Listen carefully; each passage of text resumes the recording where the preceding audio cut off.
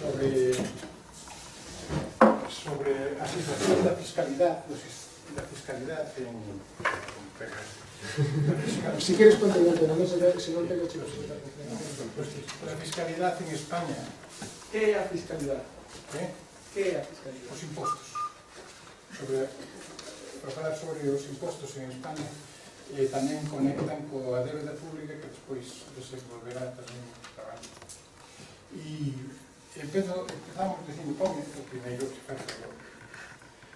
Mira, desde o punto de vista económico, as sociedades avanzadas, as sociedades onde vivimos, artéllanse en dous grandes espacios. Un é o espacio privado, onde se producen bens e servicios, donde se intercambian de forma voluntaria a través dun sistema de precio esos bens e os servicios. E por outro lado está el espacio común, tamén chamado sector público ou espacio civilizatorio, que chaman tamén esas formas, que interaccionan entre sí. No espacio común, pois tamén se ofertan determinados servicios, se redistribuyen rentas, se estabiliza a economía e se incentiva o seu crecemento. A financiación do espacio común procede do espacio privado, das familias e das empresas. Pero o espacio común devolvese despois ao conxunto da población esos bens e servicios, esos aspectos redistributivos, esta estabilización da economía e esos incentivos da actividade económica. De todas formas, existen conflitos en esta interacción que non sempre é pacífica, como ahora vamos a ver. As contradicións principais, vamos a señalar dúas contradicións principais en esta interacción entre o público e o privado. No sector público está o obxectivo é a defensa do interés xeral, a redistribución, os valores morales, a dignidade das persoas. Non ten criterios mercantiles o sector público, non debería ter. Ainda que agora se lle critica en función de criterios mercantiles. Esta é como funciona unha empresa. A primeira contradición é a distribución del excedente. El excedente é o valor engadido que produce unha empresa a través da súa actividade. Fai unhas compras, compra inputs, materias primas, produtos semi-elaborados, servicios con outras empresas, servicios jurídicos, servicios tributarios, fiscales, servicios de promoción, de publicidade, de actividade empresarial, etc. A man de obra se ten compras. Que? A man de obra se ten compras. A man de obra, vemoslo agora, aquí. Entonces temos estos inputs, a empresa, a través da tecnoloxía da empresa e do traballo, pois se produce produtos que normalmente teñen un valor engadido con respecto aos inputs, engaden un valor. Eso se vende. A diferencia entre as ventas e as compras é o excedente. Hai o excedente bruto de explotación dunha empresa e o excedente neto, si se considera ou non os fondos de inversión dos aparatos tecnolóxicos para a súa reposición. Pero fundamentalmente a diferencia é o excedente, que é un conxunto de rentas. Aquí están os beneficios, están os salarios dos traballadores, están intereses ou alquileres, están as rentas da propiedade, se chaman así, se a empresa está endevedada, pois ten que pagar intereses, ou se está utilizando naves de outras persoas que alquilan esas naves, pois ten que pagar uns alquileres, etc.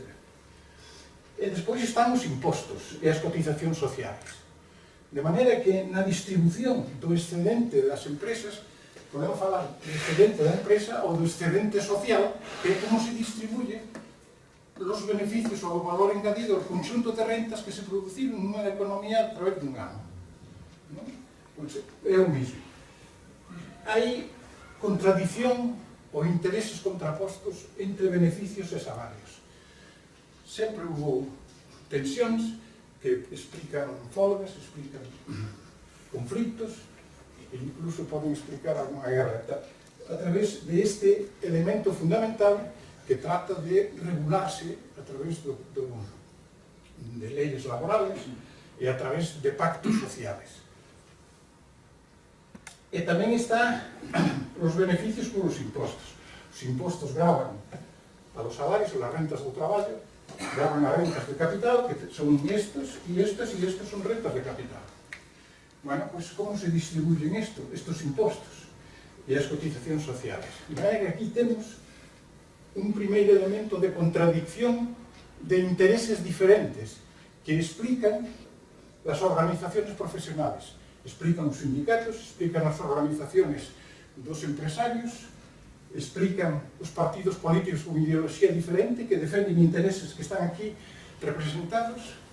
Está na universidade os paradigmas académicos diferentes que defenden as posicións de uns e de outros.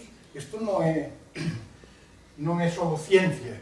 Na ciencia en que un se analiza a sí mismo sempre hai elementos subjetivos, que tamén existen. E despois tamén hai os medios de comunicación diferentes, financiados normalmente por uns e por outros, que favorecen máis a uns os intereses de un que dos outros. De maneira que aquí se explica moitas cousas.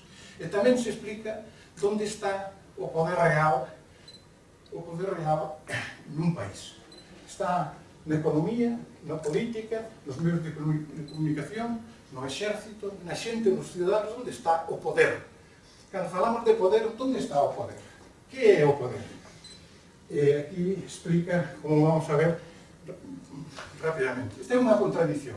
Veamos a segunda contradición que a fai la construcción. Bueno, este é o que máis ou menos viña a decir. Tratei de explicar como a primeira cousa. A segunda é o estado de benestar. A construcción do estado de benestar foi unha construcción que se fixe despois da Segunda Guerra Mundial para tratar de evitar a catástrofe de millóns de mortos que a Segunda Guerra Mundial acarreou. Se derivaron da mesma. Para tratar de construir unhas sociedades que pudesen negociar e que pudesen favorecer o benestar das poblaciones, se empezou a pactar ali pactos sociales e políticos para construir un estado de benestar que ten dous brazos. Un é o apoio á economía privada, á empresa, a través de inversiones, de infraestructuras, de incentivos de todo tipo, e a través do brazo redistributivo,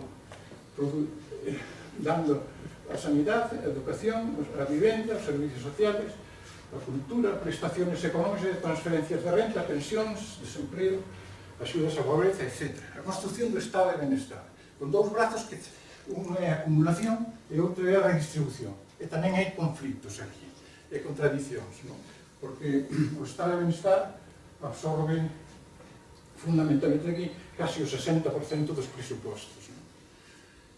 Bueno, pois hai estes dos espacios, aquí estaban as razones da construcción do estado de benestar, ademais de como consecuencia da Segunda Guerra Mundial se trata de construir un mundo mellor, estaba el paradigma de Keynes, que era moi intervencionista, trataba de explicar as crisis económicas a través da intervención do sector público para compensar nos momentos de crisis, ter un protagonismo, e logo nos momentos de influencia retirarse e ter que tiña un mercado protagonismo. Era dominante ese paradigma keynesiano. Estaba tamén el modelo social alternativo que era a Unión Soviética. E iso tamén plantexabanlle unha competencia entre dous modelos.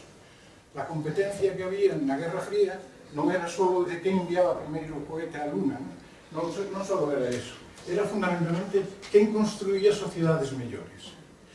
E isto fixo, aquí interveu tamén a Iglesia, estaba a democracia cristiana, estaban os partidos socialdemócratas, estaban os partidos conservadores de toda Europa. E trataron de construir este estado competitivo al mundo soviético, ¿no? Y entonces tenía esta situación. Bueno, esto duró hasta que el muro de Berlín desapareció y desapareció el temor del modelo social alternativo. Entonces aquí ya los defensores del mercado, el neoliberalismo nació de esas políticas, se hicieron a por ellos, al ataque, y empezaron a controlar las universidades, los medios de comunicación y construyendo un paradigma político de políticas económicas determinado. Bueno, pasemos. Lo que molestaba en ese paradigma era el intervencionismo. El neoliberalismo lo que quiere es no intervención del Estado, deixar o mercado que é un mecanismo con capacidade autorreguladora para superar as crisis e non introducir aí a intervención política. Señalaba eso, excepto cando lles beneficia, dicía que era ineficiente, actuaban con descrédito fundamentalmente os enemigos, eran os sindicatos, los funcionarios y los políticos, en el sentido, los políticos, algunos políticos, unos que favorecían los seus intereses. Y entonces era este tipo de situación. Bueno, desde entonces hasta aquí, fundamentalmente los años 70, 80, aquí en España empezó fundamentalmente este cambio importante de alteración do estado de bienestar construído. Nós fomos que máis tarde construímos o estado de bienestar en Europa.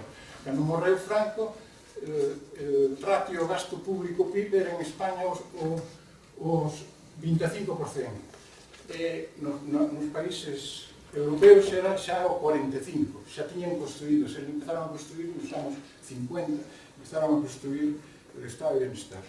Levábamos moita ventaxa. Ao final do século XX e a principios deste, prácticamente xa o gasto público PIB estaba bastante, as diferencias eran menores, nos pegáramos un avance importante ao respecto. Pero entonces empezaron os cambios e os procedimientos que son os que vamos a estudiar ahora e donde somos perdedores. Vou explicar en primeiro lugar do sistema, fundamentalmente no sistema fiscal.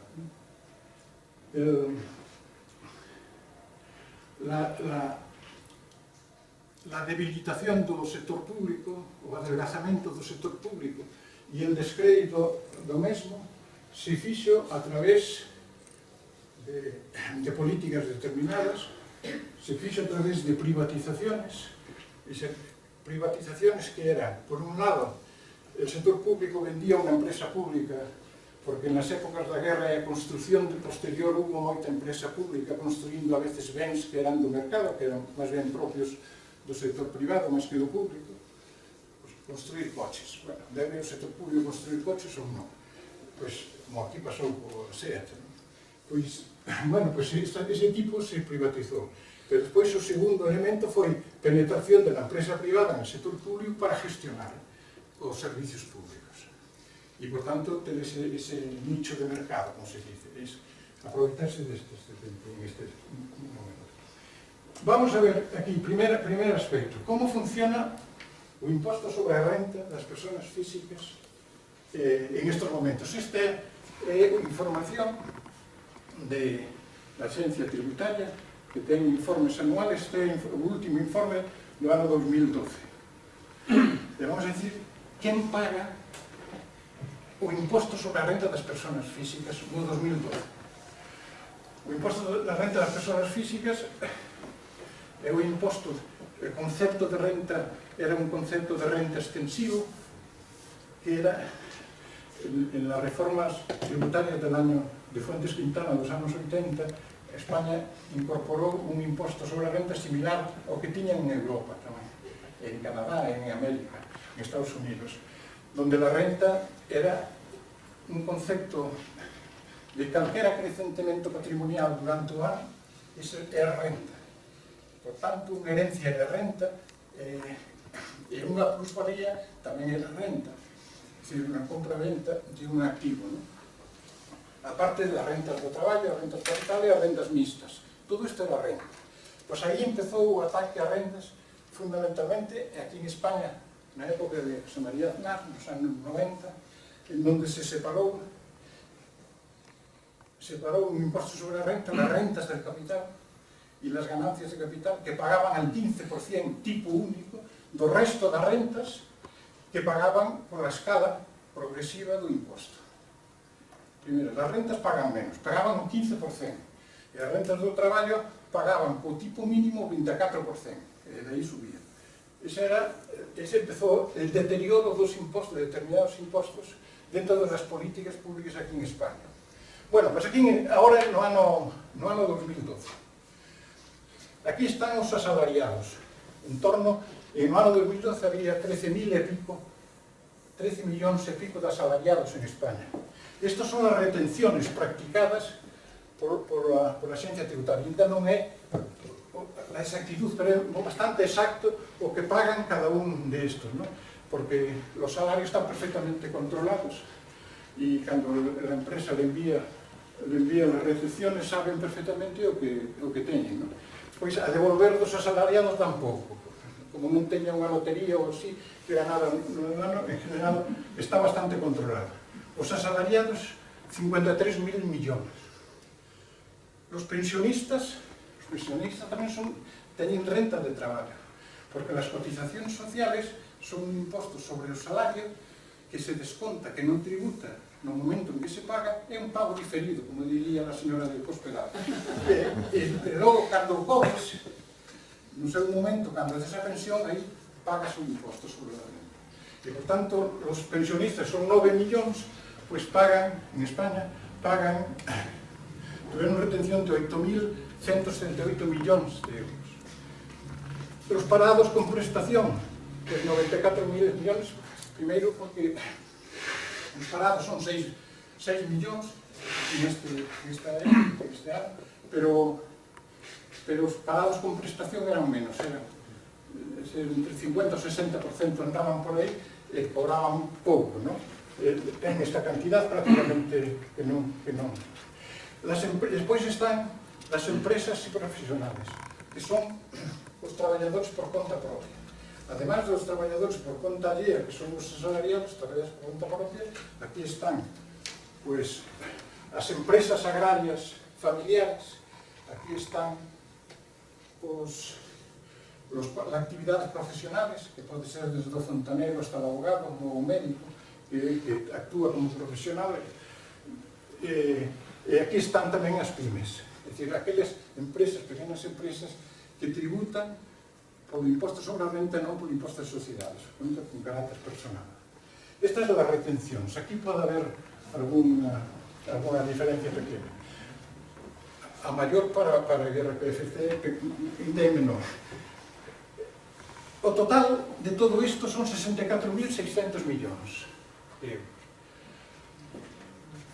El resto es 5.000, casi 6.000 millóns, pagaban outras rentas que non sean rentas do traballo, e en total se recaudaron 70.700 en isto. La importancia das rentas do traballo, tanto por conta allea como por conta propia, é o 45% de todas as rentas en España. Por primeira vez baixou do 50% coa crisis, e as rentas do traballo todas xuntas representaban o 45% de todas do conxunto das rentas. Entonces, onde está o 55% das rentas que non son rentas do traballo? Que son rentas e ganancias de capital. As ganancias de capital son as plusvalías. E as rentas de capital son as que se obteñen a través de acciones ou de ser propietarios de empresas. Onde está aquí isto? Como podedes apreciar, de 100 recaudadas, o 91,5% son rentas do traballo. O IRPF é un malvado imposto sobre as rentas do traballo.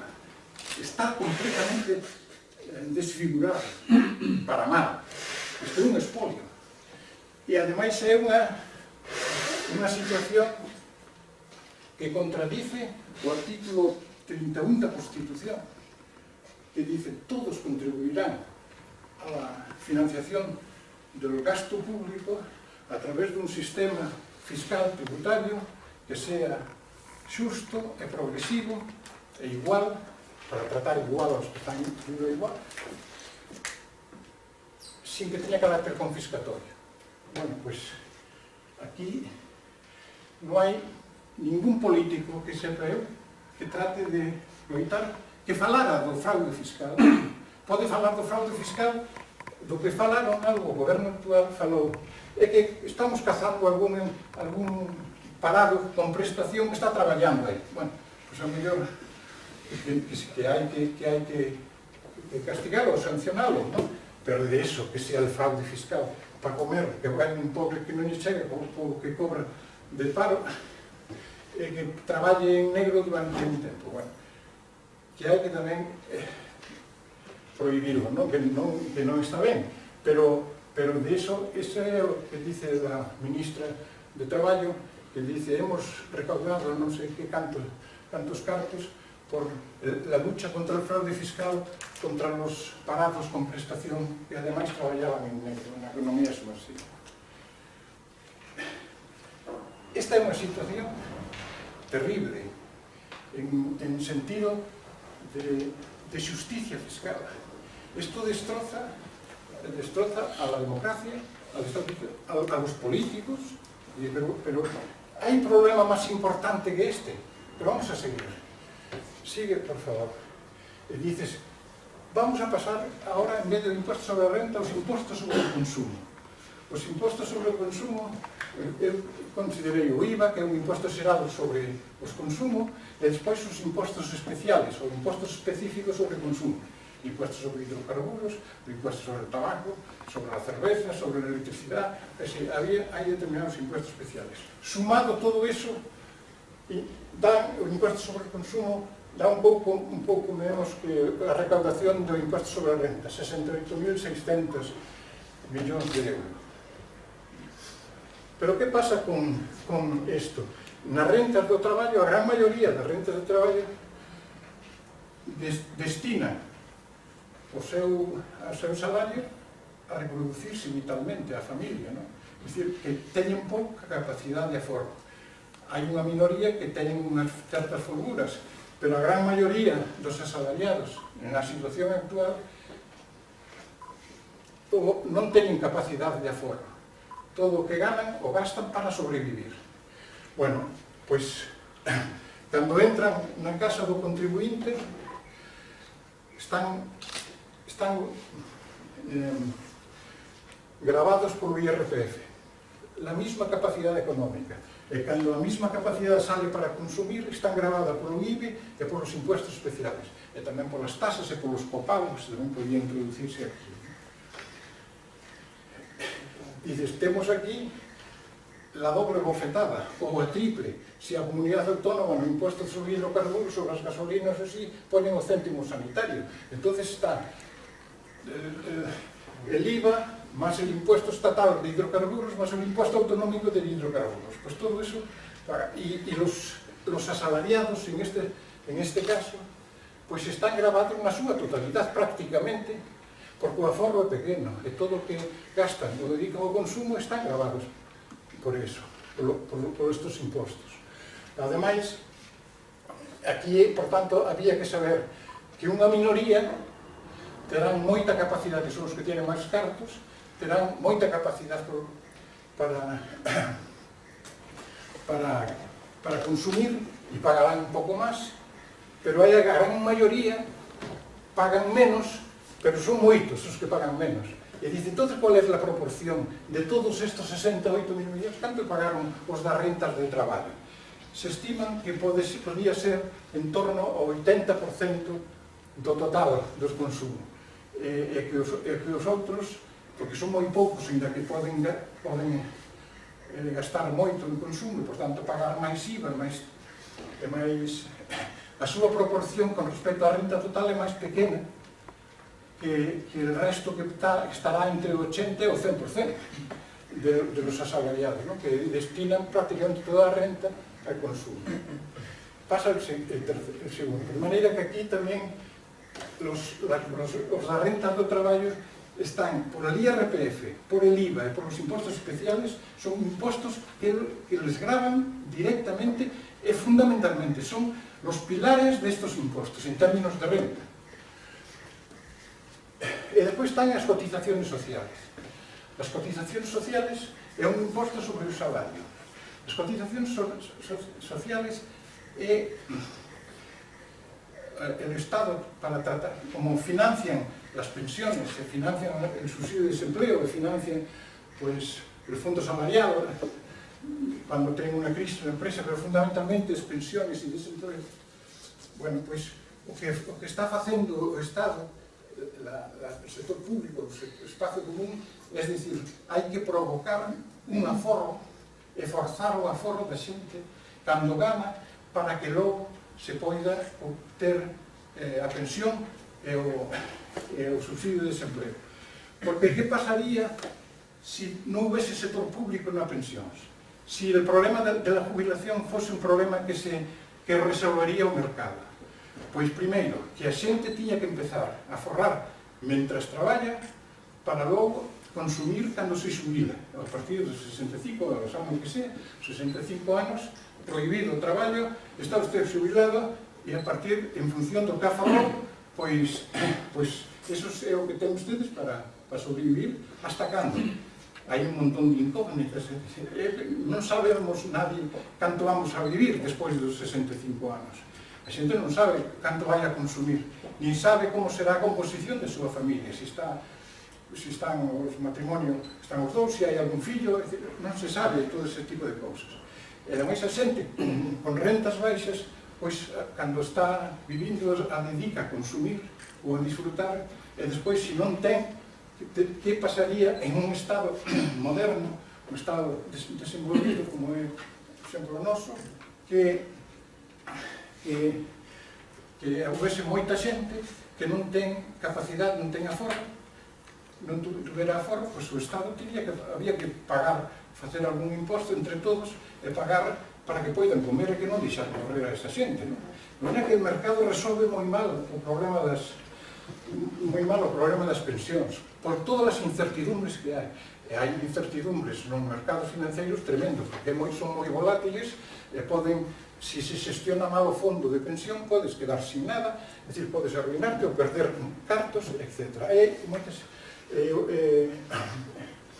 por iso as cotizacións sociales son, en principio, un ahorro forzoso, un imposto que provoca un aforro forzoso nos traballadores para cando se xubile, en función do cotizado e do tempo que estuveran cotizando e todo este tipo de cousas e da cuantía de cotizado, pois terán as pensións correspondentes. Bueno, as cotizacións se pagan a través de dúas cuotas. Hai a cuota empresarial e a cuota do traballador.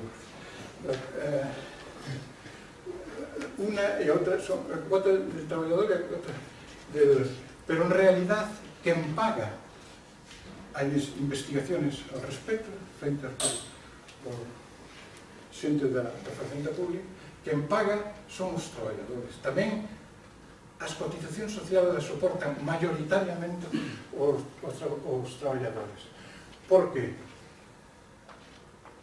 si en el impuesto de sociedades, que é o 30%,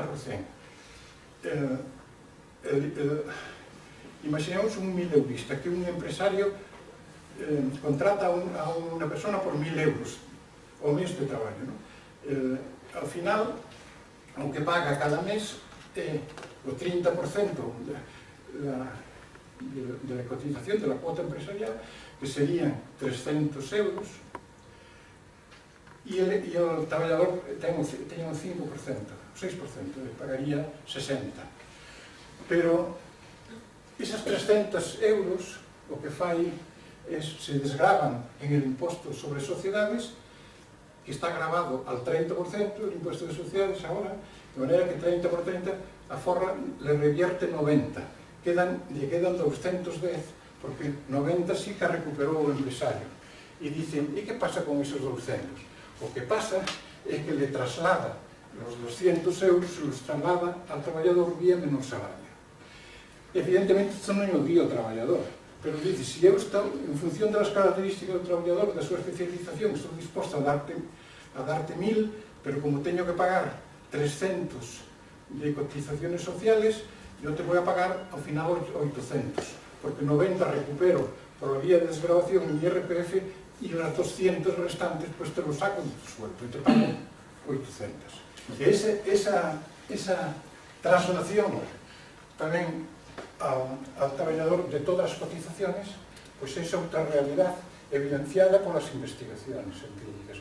E, por tanto, de os 100...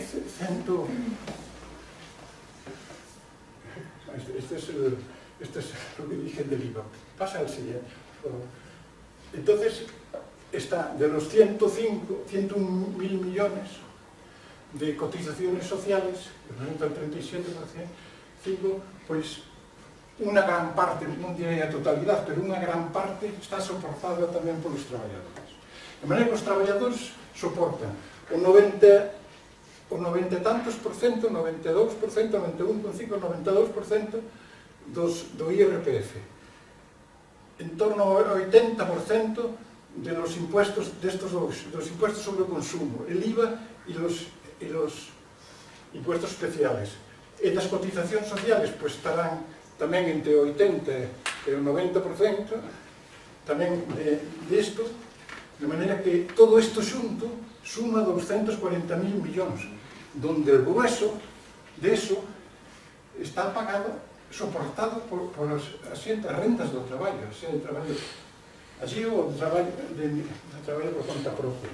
E quedan aquí estos restos, que estos son el impuesto de sociedades, 21.000 millóns, y otros que son pequeños, son impuestos estatales, como es el impuesto sobre las primas de seguro, o el impuesto sobre el tráfico exterior, los aranceles que pagan fora da Unión Europea, están aquí as tasas e os precios públicos, bueno, están todo un conxunto de impostos, pero que se podía plantear, de maneira que entre todo isto, en todo o sistema fiscal, o 45% de la renta total de España, en todo o sistema fiscal do Estado, está soportando cerca do 80%, o doble do que debería.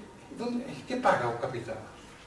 Es que o capital o que paga é o seguinte, pasa ao seguinte e acabar. A economía mergullada, sumergida en España, bueno, se estima por el sindicato Gesta, de inspectores tributarios, de la agencia tributaria, se equivale a 25, o 26, o 24,6%, casi o 25%. Cada punto del PIB en España son 10.000 millóns de euros. Por tanto, isto supón 253.000 millóns de euros que se escapan, que deberían tributar e non tributan polo sistema fiscal, dos cuales, se tributaran, tería a Facenda Pública, o Estado, tería 90.000 millóns de euros anuales.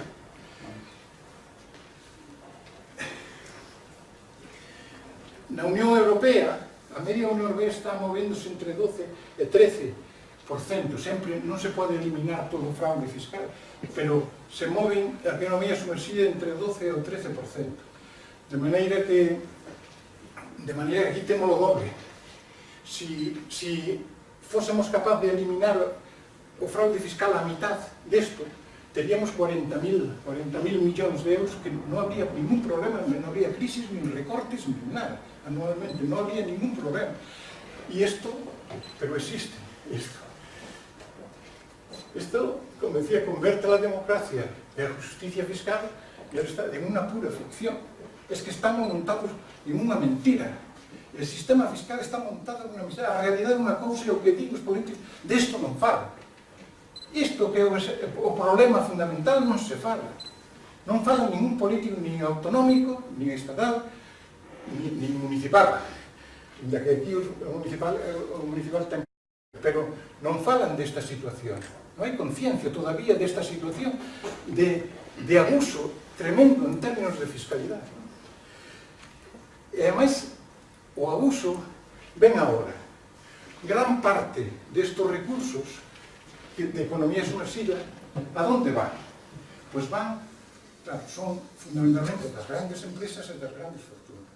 E estos van al paraíso fiscal, ali hai unha empresa interposta e penetran en os mercados financieros, nos chamados mercados financieros, que son os que despois, con esos cartos, prestan cartos aos demais. Este mercado negro despois le presta, tienen banco, tienen fondo de inversiones o fondo de pensiones donde invertir estes cartos de economía sumergida, e teñen tamén o sector público, e financian a deuda do sector público. De maneira que sí que primeiro defraudan, que é unha empresa de fraude, que é unha gran empresa de fraude, e despois con ese carto defraudado lle presta ao Estado español e lle exixe cambios constitucionales. El pago de la deuda ten que ter unha prioridade exclusiva e primeira na execución do presuposto. O primeiro que hai que pagar é os intereses da débeda e as amortizacións da débeda. É un cambio constitucional que fixeron fai pouco, é o artículo 135, como modificaron neste ano.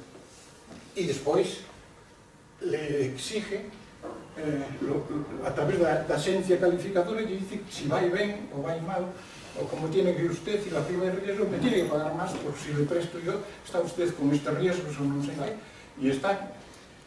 Y esto es como se cierra o círculo del funcionamiento del sistema fiscal entre lo público, que va después a lo privado, y lo privado se lo presta a lo público, todo en negro. Porque ao final isto é dinheiro negro. Isto é uns cartos que non fiscalizaron, pero aí non aparecen persoas. Os mercados financieros distribuyen estas cousas. E se hai despois algún problema, porque alguén se lle ouvido algo, pois hai unha amnistía fiscal, e se lle perdona todo ao señor adinerado que quere introducir os cartos despois no país. Esta é unha situación, os datos da Agencia Tributaria, en donde agora está a reforma fiscal. Na reforma fiscal actual non se fala nada do fraude. Se fala falando que va a bajar el IRPF, se baixar o IRPF, xa se ha pagado todos os traballadores, a renta do traballo pagan todos, e agora te vamos a rebaixar aquí, pero claro, te subimos el IVA e os impuestos especiales, e vas a pagar por outro lado, porque a recaudación non a poden perder. E entonces dice, pues, donde baixas, e se produce esta situación que es esperpéntica e de vergonza. Hai alguén que dicía, solo os países, este é un drama social que teñen os países en donde a indiferencia ou a resignación dos contribuyentes está generalizada. Con respecto á fiscalidade está generalizada. É o que nos pasa a nós. Aquí ou hai indiferencia, ou hai ignorancia, ou hai resignación. Pero o certo é que a gran maioría que sufre isto, pois está calada. Ou non sabe, nadie nos explica tamén esta situación, e dices, e a partir de aquí, que facemos? Bueno, eu vou deixar de falar aquí. Despois, no debate, eu falo da débeda tamén.